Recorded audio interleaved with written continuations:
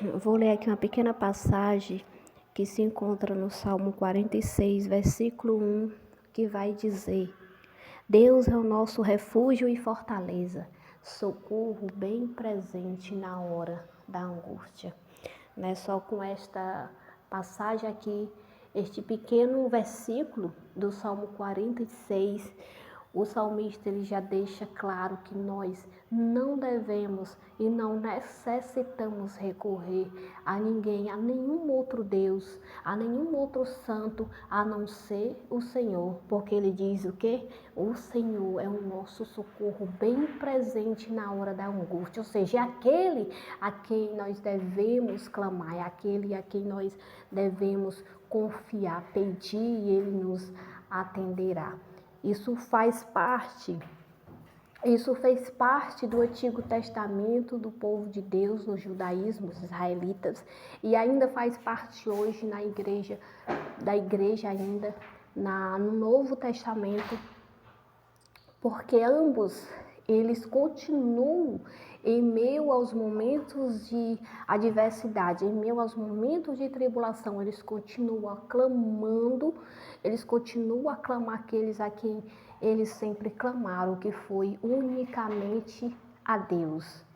Unicamente. Toda a vida o povo sempre recorreu a Deus. Os judeus não tinham a nenhum outro a quem eles recorriam em meio às suas necessidades, em meio às suas dificuldades, a não ser o Senhor Deus de Israel. E é por isso que os milagres do Senhor são tão notórios em Israel, porque é um povo que, apesar de aqui e ali terem se corrompido, terem se deixado levar pela idolatria e prestado culto a outros deuses, mas ainda assim foi um dos povos das nações que mais buscou o Senhor, que mais se humilhou na presença do Senhor, que mais pediu ao Senhor e viu os milagres acontecer, como por exemplo, os grandes milagres que o Senhor ele fez no Egito para libertar o seu povo de uma escravidão que já predominava 430 anos. E o Senhor fez milagres.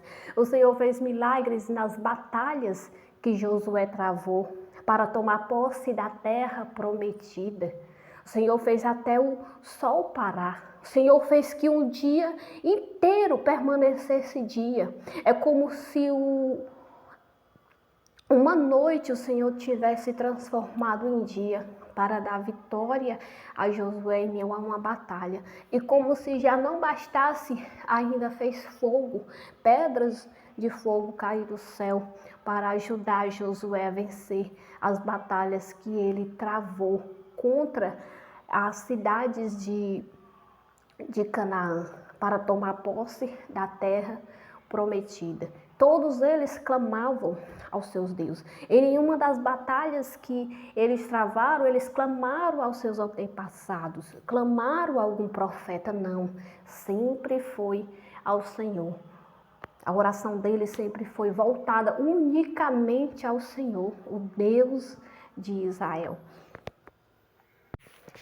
E por que eu estou falando isso? Porque hoje nós vemos em diferentes religiões as pessoas clamarem aos santos, clamarem aos servos de Deus, clamarem a anjos, né? Ao invés de clamar ao Senhor, aos que clamam, aos antepassados, aos que clamam, aos apóstolos, aos profetas que já morreram, aos que clamam ao anjo Miguel, ao arcanjo Miguel, aos que clamam a Gabriel. Mas a palavra do Senhor nos ensina que o clamor deve ser levantado somente ao Senhor, porque só Ele tem todo o poder. Anjos não podem fazer nada. E eles não estão a seu serviço. Eles não é simplesmente você pede e ele já te atende e te obedece. Não, a mensagem tem que chegar até Deus. Deus é quem dá ordem para os anjos operar. Eles obedecem unicamente ao Senhor. Não adianta ficar dizendo, eu quero que anjo tal me proteja. A ordem para ele te proteger, para ele fazer qualquer coisa, tem que partir de Deus, porque eles são submissos unicamente à autoridade de Deus. quantos aos santos, quanto aos antepassados que já faleceram, aos que clamam pedindo ajuda. E isso nunca, a gente fala que isso é um costume pagão, isso nunca fez parte do povo de Deus.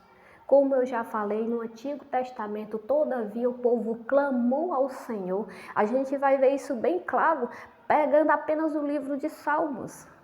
Precisamos pegar toda a Bíblia.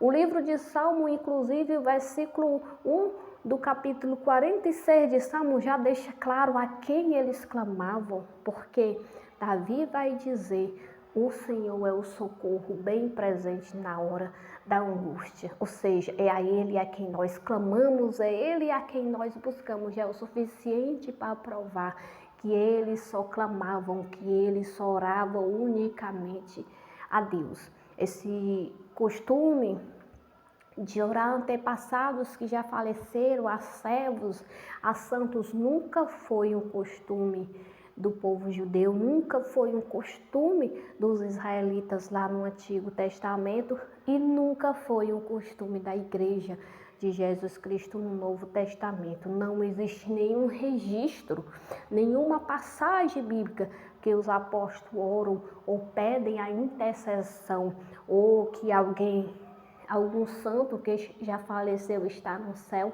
interceda ou opere milagres ou peça a Deus por eles. Não, eles mesmos também só oravam a Deus em nome de Jesus Cristo. É tanto que o Senhor até ensinou a oração do Pai Nosso. Onde estão os profetas? Na oração que Jesus ensinou a orar? Não tem. Onde estão os santos? Não tem. Por quê? Porque a única figura que aparece ali é unicamente ao Pai. E Jesus ele ainda vai mais à frente ao falar: quando tu precisares de alguma coisa, entra no teu quarto, fecha a tua porta e ora ao teu Pai que está no céu. Jesus não disse ora arcanjo Miguel, ora a Gabriel, ora aos santos, ora aos profetas. Não, ora ao Pai que está no céu. E o Pai que te ouve, que ouve a tua petição, te atenderá. Todos os ensinamentos de Jesus foi nos ensinando que nós devemos orar unicamente ao Pai. Ele mesmo fazia isso orando ao Pai. Na oração do Pai Nosso, ele também deixa claro isso. É tanto que começa dizendo: Pai Nosso que estais no céu, santificado seja o teu nome, ou seja, reverência ao soberano primeiramente. E vai mais à frente, em nenhum momento aparece anjo, em nenhum momento aparece profeta ou santo nessa oração, porque nós devemos orar unicamente ao Senhor.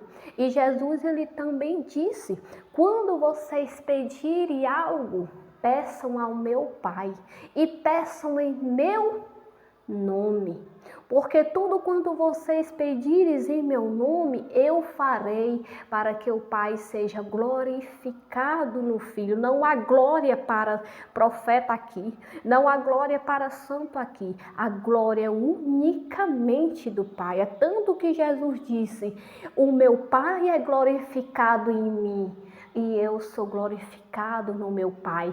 Quando vocês pedem algo, eu faço e o Pai é glorificado. E eu também sou glorificado, porque eu e o Pai, nós somos, ou seja, nós somos o mesmo Deus. Então ele não divide a sua glória com ninguém. Esses costumes vieram depois e entraram na igreja devido à influência do paganismo, que eu não vou poder falar aqui. Vou ver se eu falo em outro áudio como que essas práticas se introduziu dentro da igreja, independente de ser católico ou não, porque ela não é a única que faz as coisas da forma errada, ela não é a única que clama a santos, né? Existem os outros que também põem a sua confiança em anjos, enfim.